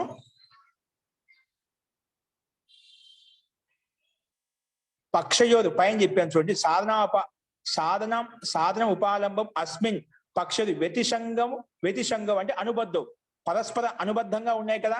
దాన్ని ఇక్కడ సాధన ఉపాలంబం వ్యతిసంగ జాపనార్థం, వాటిని విపరీతంగా కాకుండా ఆ ధర్మాల్లో విరుద్ధంగా యథార్థంగా తెలుసుకోవడం కోసమే, దాన్ని తెలియచేసుకోవడం కోసం ఇలా చెప్పబడింది. కాబట్టి ప్రమాణ తర్క అనేది కూడా మనకు నీ పక్షాన్ని స్థాపించాలి, పదపక్షాన్ని ఖండించాలంటే ఇది స్పష్టత కూడా దృఢంగా స్థాపించడం కోసమే ఇది కూడా చెప్పడం అనివార్యము. కాబట్టి అందుకే సూత్రం ఇవ్వబడింది. అందుకే సాధనోపాలంబ వ్యతిసంగ జాపనార్థం ఇక్కడ ప్రమాణ తర్క గ్రహం అనేది సూత్రంలో ఇవ్వబడింది అని ఇక్కడ చెప్పుకున్నామట. అది చెప్పిన తర్వాత అన్యత లేదంటే ఏమవుతుంది, వాళ్ళ ఇవ్వకపోతే ఏమవుతుంది? అన్యత ఉభౌ అపి పక్షౌ స్థాపన హేతునా ప్రవృత్తౌ వాద ఇతి స్యాత్. అన్యత ఉభౌ పక్షౌ స్థాపన హేతునా ప్రవృత్తౌ వాద ఇతి స్యాత్. అంటే ఉభౌ పక్షం, రెండు పక్షాలు అంటే పక్షము ప్రతిపక్షం అనేది ఏమవుతుంది? పక్షము తన విషయాన్ని ఆయన ప్రస్తావించాడు అనమాట, ప్రతిపక్షం ఉండే వ్యక్తి తన విషయాన్ని తను ప్రస్తావించాడు, అలాగే ఉండిపోతున్నాడు. నీ పక్షం నీకు కరెక్ట్ అయితే నా పక్షం నాకు కరెక్ట్, అలాగే ఉండిపోతున్నాడు. మన పక్ష ప్రతిపక్ష రెండు విచారించకపోతే ఇక్కడ చెప్పిన విధంగా సిద్ధాంతానికి అవిరుద్ధంగా పంచావయవాలతో ఉత్పన్నమైన విధంగా ప్రమాణ తర్కం ద్వారా నీ పక్షం స్థాపించడం, పదపక్షం ఖండించే విధంగా ఈ రకంగా లేకపోతే ఏమవుతుంది? నీ పక్షం నీకు కరెక్ట్ అవుతుంది, నా పక్షం నాకు కరెక్ట్ అవుతుందన్నమాట. నువ్వు చెప్పే సిద్ధాంతం నీకు కరెక్ట్ అయితే నాకు చెప్పిన సిద్ధాంతం నాకు కరెక్ట్ గా ఉంటుంది. ఇప్పుడు చాలా మత సంప్రదాయాలు ఏంటండి, అందరూ వాళ్ళ మతాన్ని అలాగా స్వీకరించి కూర్చున్నారు అనమాట. మీరు మీకు మతం మీకు కరెక్ట్ అయితే మా మతం మాకు కరెక్ట్ అండి అని చెప్పి. కానీ వాస్తవం ఏంటి ఎవరు ఆలోచించడం లేదన్నమాట. ఇప్పుడు ఎందుకు రెండు ఉండవు, ఏదో ఒకటే ఉంటుంది సిద్ధాంతం. ఇప్పుడు అది అలా స్థితి రాకూడదు అని చెప్పి ఇక్కడ వాదం ఇలా ఉండాలి అని చెప్పి ఇక్కడ ఈ మూడు రకాల విశేషణాలు, ప్రమాణ తర్కంతో నీ పక్షం స్థాపించబడాలి, పదపక్షం ఖండించబడాలి, సిద్ధాంతానికి విరుద్ధంగా ఉండకూడదు, పంచావయవాలతో ఉత్పన్నమై ఉండాలి అని చెప్పి ఇక్కడ మనం చెప్పుకున్నాడు. అటువంటి పక్ష ప్రతిపక్షం అయితే ఉందో స్వీకరించబడుతుందో అదే వాదం అని చెప్పి చెప్పుకున్నాడు. అందుకే ఇక్కడ అన్యత ఒకరి స్వీకరించకపోతే ఏమవుతుంది? అన్యత ఉభవోపి పక్షం, రెండు పక్షాల్లో స్థాపన హేతున పక్షం స్థాపిస్తేస్తామట. స్థాపన హేతున ప్రవృత్తవు, స్థాపన హేతువ ప్రవృత్తం అవుతాయి అంతే. నీ వాదం నువ్వు చెప్పావు, నా వాదం నేను చెప్పాను, దాంట్లో నా సమస్య ఉంది. నువ్వు నీలాగనే స్వీకరిస్తావు, నేను నాలాగనే స్వీకరిస్తున్నావు. ఆ సిద్ధాంతం బయటికి ఏమొచ్చింది? సత్య సిద్ధాంతం ఏది మనం ఎలా స్వీకరించబడుతుంది? కాబట్టి అలా ఉండిపోతుంది. ఒకవేళ ఎప్పుడు నువ్వు స్వీకరించకపోతే ప్రమాణ తర్క సాధనోపాలంబ సిద్ధాంత అవిరుద్ధ పంచావయోపన్న అనేది వాదంలో పక్ష ప్రతిపక్ష రకంగా స్వీకరించకపోతే, విశేషణ స్వీకరించకపోతేనా నీకు అది సామాన్యంగా స్థాపన మాత్రం ఉండిపోతుంది. స్థాపనగా నీ పక్షి నువ్వు స్థాపించేస్తావు, నా పక్షిని స్థాపించేస్తాం. నీది నీకు కరెక్ట్, నాకు కరెక్ట్, అలా ఉండిపోతాం అంట. అక్కడ సత్య సిద్ధాంతం అంటే ఉండదు. ఇప్పుడు లోకం జరిగేదంతా మొత్తం ఇదే అండి. అందరూ వాళ్ళ సిద్ధాంతం గట్టిగా పట్టుకొని కూర్చున్నామాట. అందుకే అలాగా అనేక మత సంప్రదాయాలు మనకు కంటిన్యూగా ముందుకు సాగుతూ ఉన్నాయన్నమాట. అస్తు. కాబట్టి అదే విషయం అలాగే వాదంగా ఉండిపోతుంది చెప్పి చెప్పాడు. స్థాపన హేతున ప్రవృత్త వాద ఇది స్యాత్. అన్యతరేణాపి చ అవయవ సంబంధం ఒకవేళ అన్యతరేణాపి చ అంటే ఒకవేళ కాకుంటేనా అన్యతరేణాపి చ అవయవ సంబంధం ప్రమాణాన్ని అర్థం సాధయంతి ఇది దృష్టం. మహోదయ ఇదానీం అంతరేణాపి మహోదయ క్షమ్యతామండి. అంతరైనా ఉందా? ఓకే అండి. అంతరైనా అపి లేకుంటే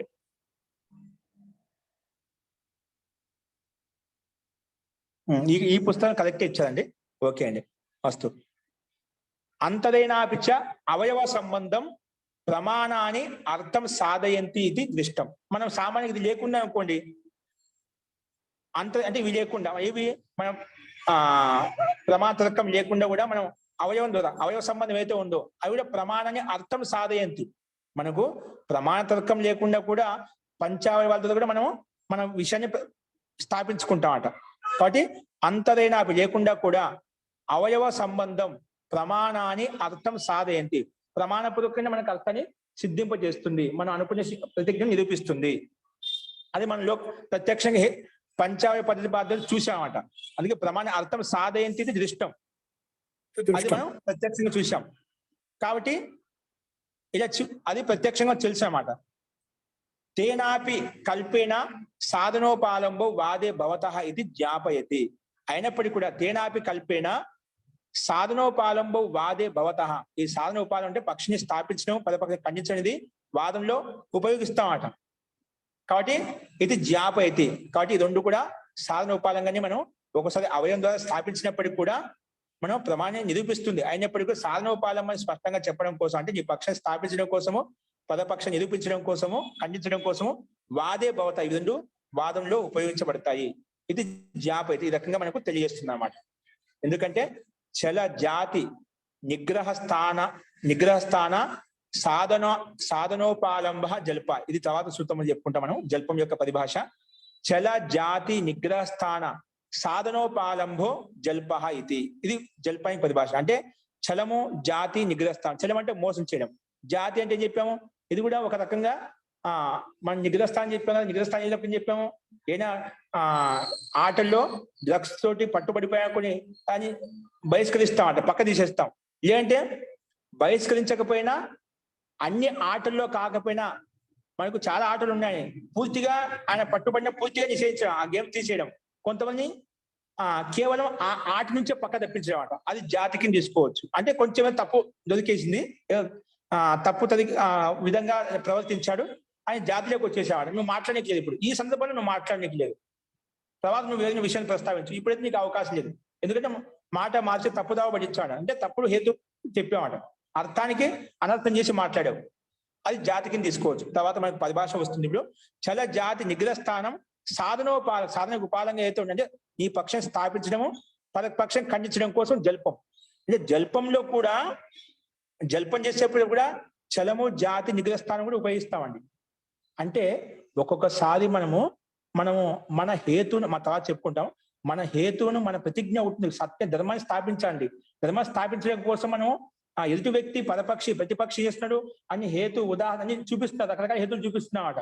మనం మన పక్షం స్థాపించలేకపోతున్నాం అంటే చల జాతి పూర్వకంగా మోసపూర్వకంగా అంటే అధర్మంగా అన్యాయంగా దాన్ని యుక్తిపూర్వకంగా అన్ని మాయ చేసి మాటలు మాయ చేసి అని ప్రస్తావిస్తున్నాం అన్నమాట. అటువంటి ఏం చేస్తాం, ఇప్పుడు మోసంతో మోసం చేయాలి కదా మనం.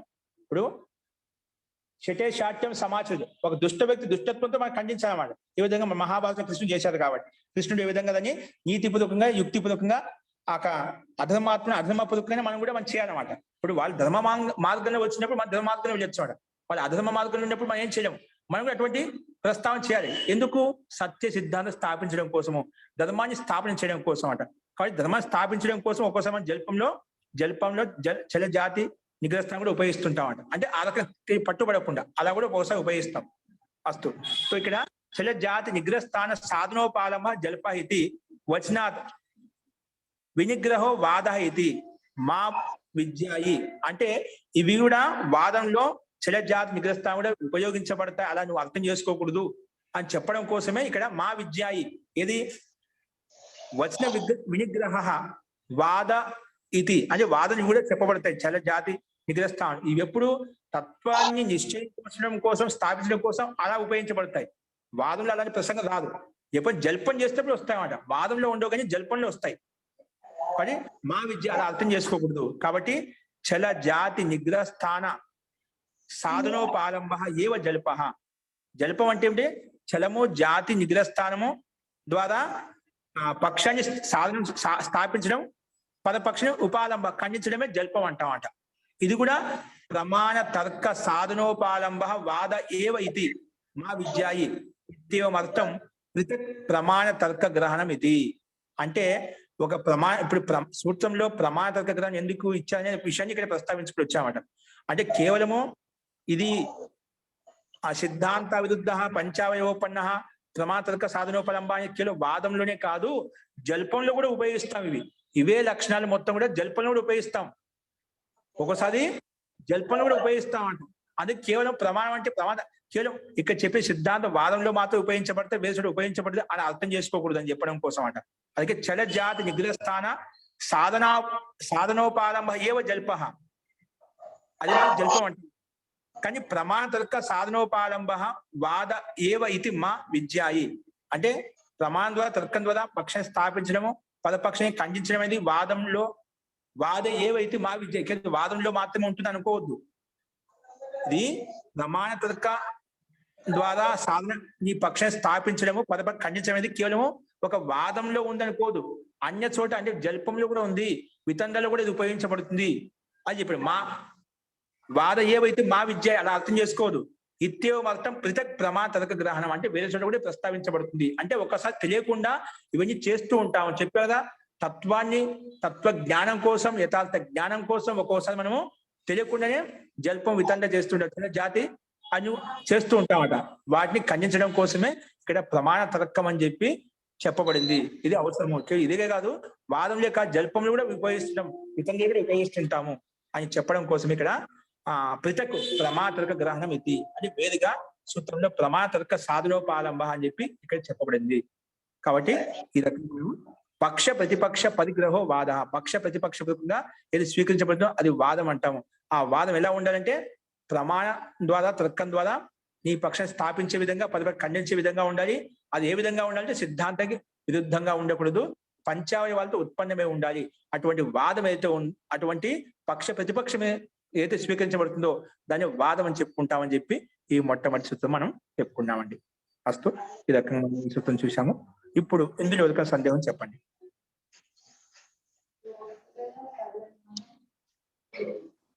ఇందులో ఎవరికైనా సందేహం ఉందండి?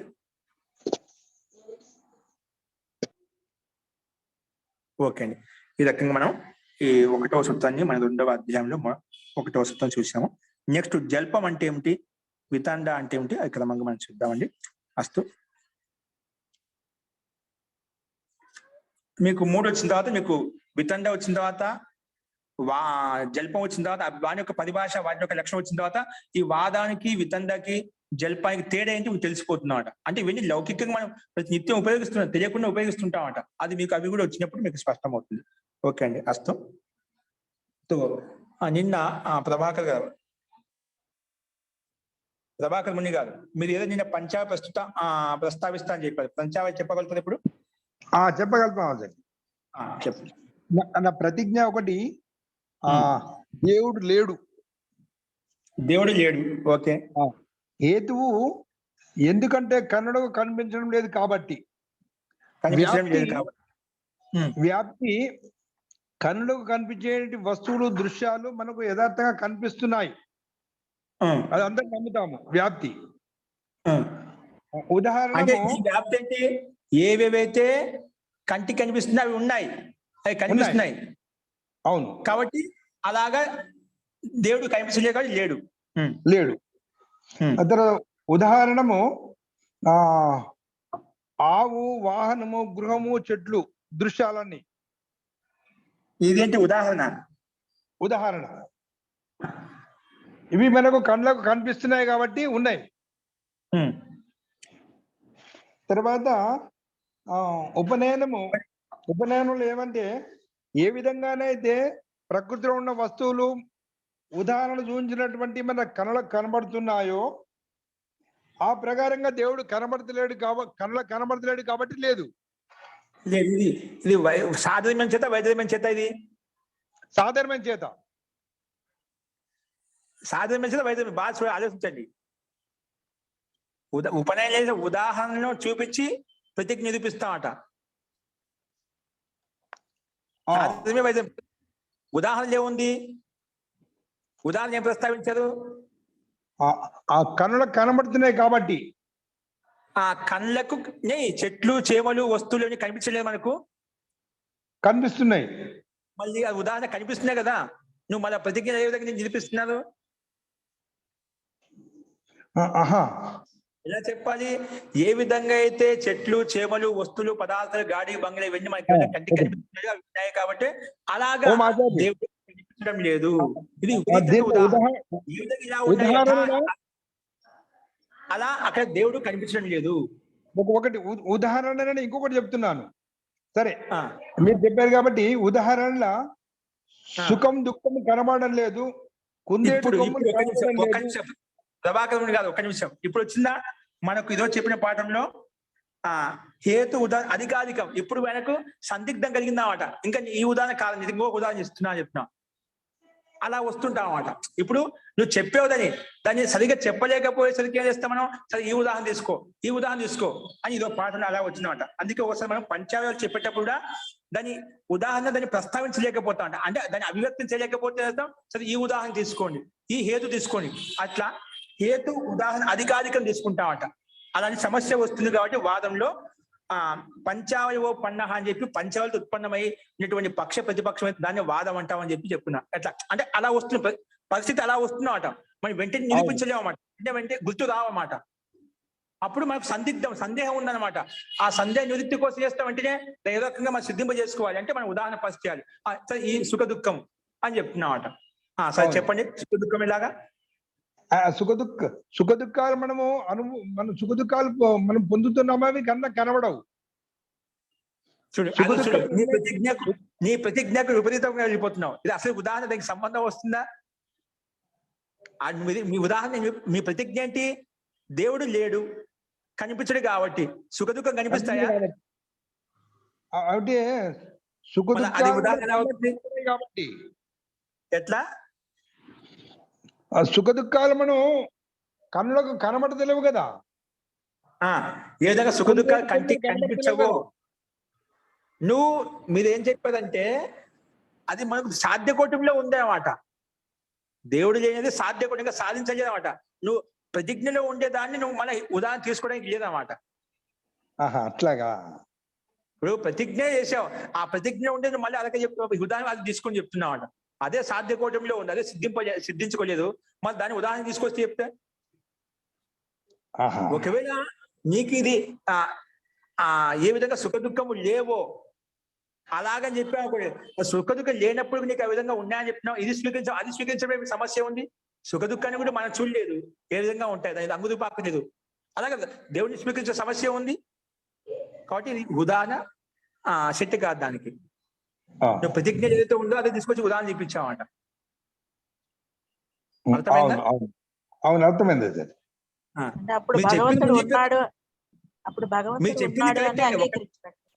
ఒక్క నిమిషం అండి, మీరు చెప్పండి ఇప్పుడు. కాబట్టి మీరు ముందు చెప్పిన ఉదాహరణ కరెక్ట్ అండి. గాడి బంగ్లా ఇవన్నీ మనకి కళ్ళకి కనిపిస్తున్నాయి కాబట్టి ఉన్నాయి. అలాగా కంటికి కనిపించగా దేవుడు లేడు, అలాగా లేడు. ఇది వైద్యమైన చేత విపరీత అంటే విషయం వ్యాప్తి ప్రకారంగా అది ఉదాహరణ పేస్ట్ చేయాలన్నమాట. అది కాబట్టి కనిపించడు కాబట్టి దేవుడు లేడు అని. ఓకేనా? అది నీ పంచాయతీ. ఇది కరెక్ట్ అనేది వేరే విషయం అంట. కరెక్టా తప్పని ఇది ఈ పంచాయతీ మీద ఖండించగలుగుతుందా? అది పంచాయతీ మీద వచ్చేసింది, నువ్వు స్థాపించావు. ఇప్పుడు దీనికి విపరీతమైన ఖండించబడకూడదు. నీ పంచావయవం ఖండించబడదు. దీన్ని ఎవరైనా ఖండించబడి ఎవరైనా ఉన్నదా? వరలక్ష్మి గారు. మహోదయ, అప్పుడు ఈ పంచాయతీ ఖండిస్తున్నారా? ఈ పంచాయతీ అలాగా. ఖండిస్తున్నారా? ఏదండి? ఇప్పుడు ప్రభాకర్ గారు చెప్పింది దానికి విపరీతంగా మీరు ఏమైనా పంచావయవాన్ని స్థాపిస్తారు ఇప్పుడు? అంటే ఇందాక ఆయన చెప్పింది విపరీతంగా భగవంతుడు ఉన్నాడు అని అంగీకరిస్తున్నట్టు కదా, అది అన్నాను. సుఖ దుఃఖాలు కనపడవు కానీ అనుభవిస్తున్నా అన్నారు. అలాగే భగవంతుడు కూడా కనపడడు కానీ భగవంతుడు ఉన్నాడు అని చెప్పినప్పుడు అది పనికొస్తున్నావు. అది సిద్ధాంతానికి పనికి వస్తున్నావా? అది మన సిద్ధాంతానికి తీసుకోవచ్చు. మనం మన పక్షాన్ని స్థాపించడం మనకు ఉపయోగపడుతుంది. ఆ ఉదాహరణ చూడు, ఏ విధంగా సుఖ దుఃఖము కనిపించవో ఆయన మనకు అది అనుభూతి కలుగుతుంది. అలాగే దేవుడు మనకు కనిపించకపోయినా కూడా దేవుని యొక్క అస్తిత్వం ఉందని చెప్పి మన సిద్ధాంత పక్షంకి వచ్చేస్తున్నాం అన్నమాట. ఓకేనా? సో అట్లా ఒక మనకి ప్రతిజ్ఞ హేతువుగా ప్లేస్తే ఎప్పుడు మన ప్రతిజ్ఞకు అనుకూలంగా చెప్తున్నామా లేదా చెప్తాం. అది ఇప్పుడు ఆయన ప్రభాకర్ చెప్పింది ఏమవుతుంది, పరపక్షానికి అది అనుకూలం అయిపోతున్నామట. నువ్వే హింట్ ఇచ్చేసావట సుఖ దుఃఖ అని చెప్పేసి. నువ్వే ఖండించబడుతున్నావట. నీ హేతు ద్వారా, నీ ఉదాహరణ ద్వారా పక్కన వాళ్ళకి బలం వచ్చేస్తున్నావట. అలా తెలియకుండా మనం వాద వివాదం చేసేటప్పుడు మనం ఒకటి మాట్లాడేస్తామట. అప్పుడు ఏమవుతుందంటే మనం వాళ్ళకి హింట్ ఇస్తామట. అందుకే చాలా మంది బుద్ధిపరమైన వాళ్ళు మనం చెప్పే మాటలతోనే వాళ్ళు మనం క్యాచ్ చేస్తామట. నువ్వు ఏం మాట్లాడుతావు అలా నేను తలక వితక నేను మాయ చేస్తాను మాటలతో నీ మాట మొత్తం రాబడుతుంది అన్నమాట. అలాంటి ప్రశ్నలు వేస్తావు, తెలియకుండా అన్ని చెప్పేస్తాను, అప్పుడు బయటపడేస్తామట. మనలో ఉండే వీక్నెస్ పాయింట్ వాళ్ళకి తెలిసిపోతాయి అన్నమాట. అప్పుడు మనకి ఖండించడానికి వాళ్ళు ఆశని ఖండించేస్తారు అన్నమాట. ఇది ఒక యుక్తి ఉంటుందన్నమాట. అందుకే చాలా జాగ్రత్తగా మనం ఈ పంచాలను నిరూపించాల్సి వస్తుందన్నమాట. అందుకే వాదంలో తత్వజ్ఞానం కోసం వాదం చేస్తే ఎలా ఉండాలి మనకు. అందుకే పంచావయవోపన్న ఎందుకంటే 5 అవయవాలతో నిరూపించాలన్నమాట.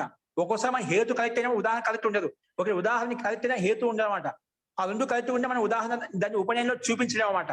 అది వైద్యంగా చూపిస్తున్నామా, సాధారణంగా చూపిస్తున్నామా, అలా సమస్యలు వస్తాయన్నమాట. 5 అవయవాలు నిరూపించి మనం దాన్ని ఎవరు ఖండించలేదన్నమాట. ఓకే అండి, మీరు వరలక్ష్మి బాగానే క్యాచ్ చేసేది. అది సిద్ధాంతంలోకి వచ్చేస్తుందన్నమాట. ఇప్పుడు ప్రతిజ్ఞ దేవుడు ఉన్నాడు ఎందుకు, కారణం ఏంటి?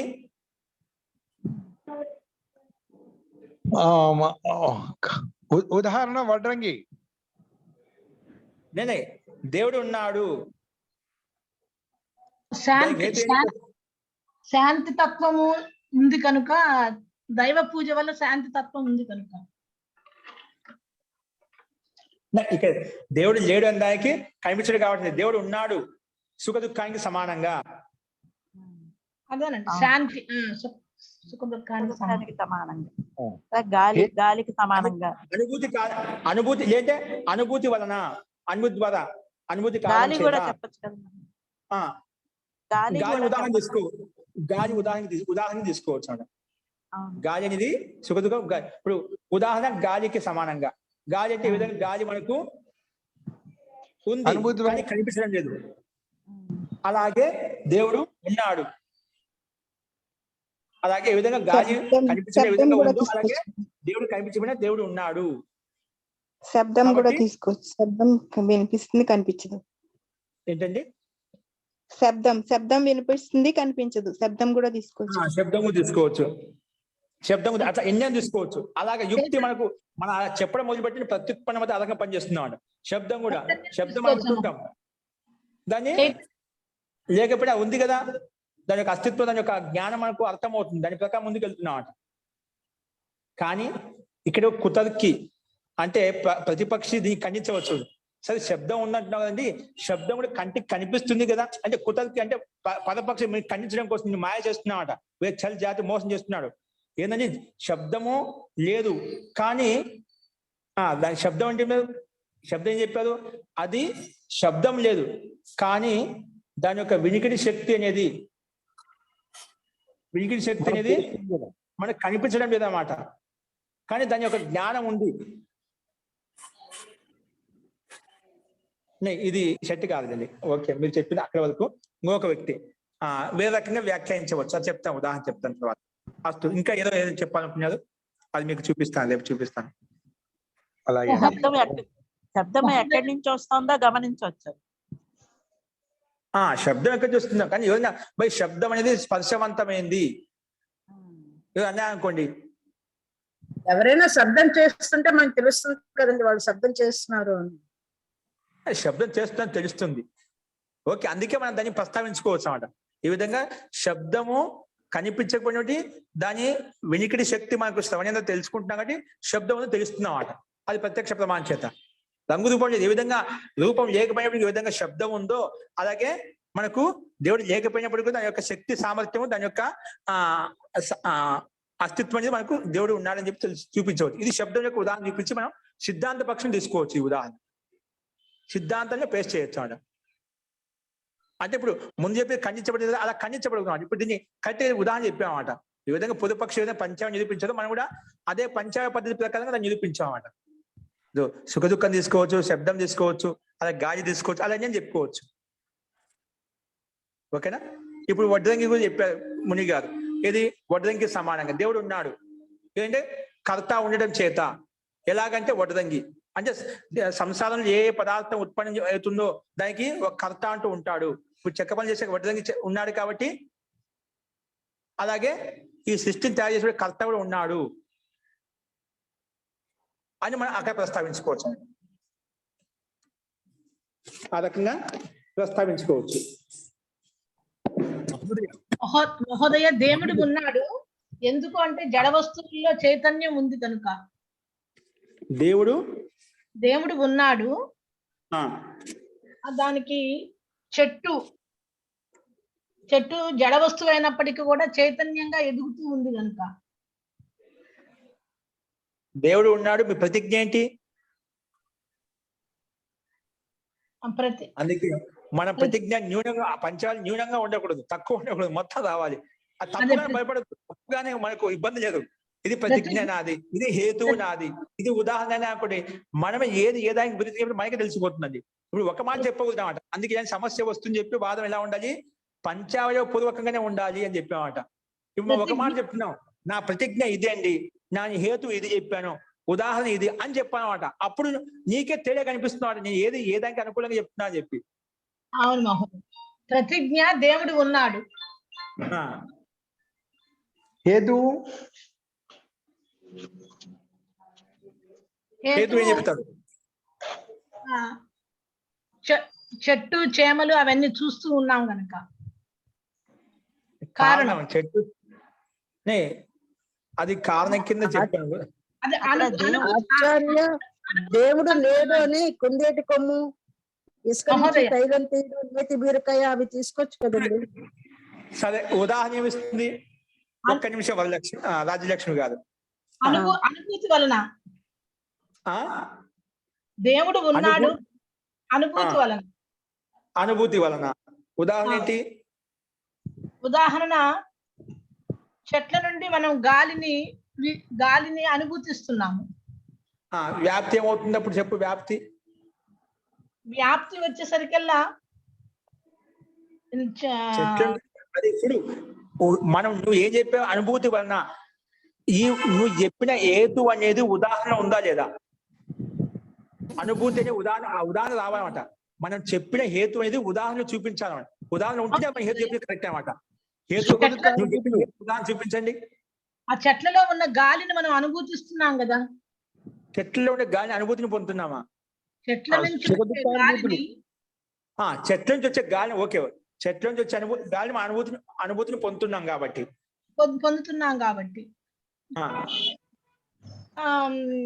ఉపనయనం అంటే ఎలాగైతే చెట్లు జడమైనప్పటికీ కూడా చైతన్యవంతమైన గాలి ఉన్నదో. ముందే చెప్పారు చెట్లు జడమైన చెప్పి, ముందు చెట్లు చైతన్యవంతమైన చెప్పి అలా చెప్పుకుంటూ వచ్చారన్నమాట. చైతన్యవంతంగా ఏ విధంగా ఎదుగుతున్నాయో, ఇప్పుడు మన జడు ఏ విధంగా చెట్లు జడమైనప్పటికీ కూడా ఏ విధంగా గాలిని ఇస్తున్నాయో అని మళ్ళీ అలా చెప్తున్నారు. అవును, రెండు ఆపోజిట్ లో వచ్చింది. ఆపోజిట్ లో ఉన్నాయి కదా. అవును, అంటే ముందు ఏదో ఒక స్వీకరించి, చెట్టు ముందు జడ వస్తువా లేదా చైతన్యం? చెట్టు నుంచి అచైతన్యమైందా చైతన్యమైందా అది మనకు తెలియాలి. ఓకేనా? అలా అందుకే ఒకసారి ఆలోచించండి, మనం రేపు ఇంకా ఆలోచిద్దాం. ఓకేనా? అలా వస్తాయండి దాన్ని. అందుకే మనం మొత్తం మీద రాసుకుంటే నేను ఒకటి గుర్తుపెట్టు, ప్రతిజ్ఞ ఉండాలి, మన తర్వాత హేతు చెప్పిన హేతు ఉదాహరణకు అనుకూలంగా ఉండాలి. ఆ ఉదాహరణ అనేది మళ్ళీ మనకి ఎలా ఉండాలి? ప్రతిజ్ఞ చూపించాలి. ప్రతిజ్ఞకు అనుకూలంగా ఉండాలి. అప్పుడు ఉపనయనాన్ని మనం ఏ విధంగా ఉదాహరణలో ఉందో అలాగే ప్రతిజ్ఞలో ఉంది, ఏ విధంగా ఉదాహరణలో ఉందో అలా ప్రతిజ్ఞ లేదు, అట్లా విపరీతంగా సాధర్మ్యంగా వైద్యంగా చూసుకుంటే అప్పుడు మనకు అర్థం అవుతున్నాం. ఓకేనా? అలాగే అట్లా ఒకసారి మనం ఒకటే పెట్టుకుంటే గుర్తుపెట్టి, అందుకే మనం మనకు తెలియకుండా తప్పు చెప్పేస్తామంట. అంటే అటువంటి ప్రస్తావన వస్తుంది కాబట్టి వాదానికి పరిభాష చెప్పారు. అందుకే సిద్ధాంత విరుద్ధంగా ఉండకూడదు, పంచావళితో నిరూపించబడి ఉండాలి. అటువంటి ప్రతిపక్షం ఏదైతే ఉందో అదే వాదంగా తీసుకోబడుతుంది. కేవలము నీవు చెప్పే మాట నీ కరెక్ట్, నాకు చెప్పే మాట నాకు కరెక్ట్ అంటే అలాగే కంటిన్యూ నడుస్తూ ఉంటుంది. ఇప్పుడు మనం ఏ విధంగా దేశంలో మనం చూస్తున్నాము కాబట్టి అలాగే మనం నిదానంగా అవి అన్ని ఏ రకంగా తెలుస్తూ ఉంటాయండి. అది మనం చూద్దాం రాబోయే రోజుల్లో. మంత్రపాఠ.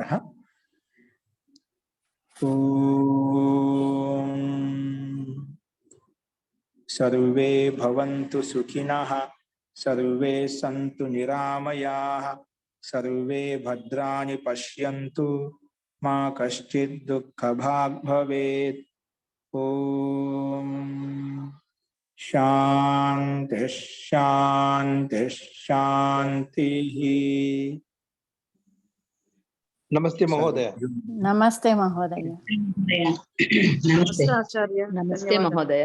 మహోదయ నమస్తే ఆచార్య. నమస్తే